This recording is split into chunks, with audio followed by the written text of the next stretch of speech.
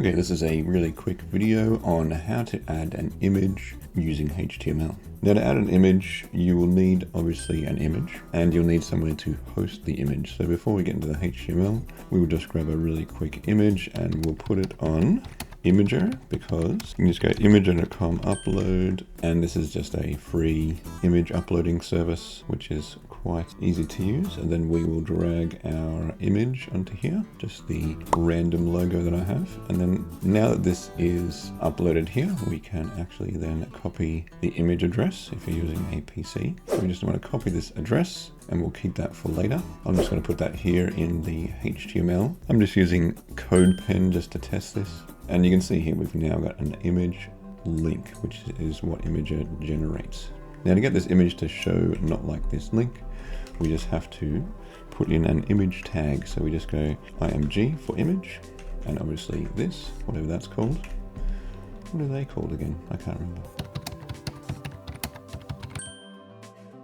So we get image, and then we get src equals, and then we have our brackets, and it's already almost working there, but now we just have to paste our image tag in here, and then we just close this here, and we have our image displayed right down below. And then below that you can see the old image link, which is right next to it. Now, if we wanted to change the width of this image, we can either do it inline or we can add a class to it. If you want to do it inline, we just go style equals, and then brackets, we type in width, and then a colon, and then how big do we want this image to be?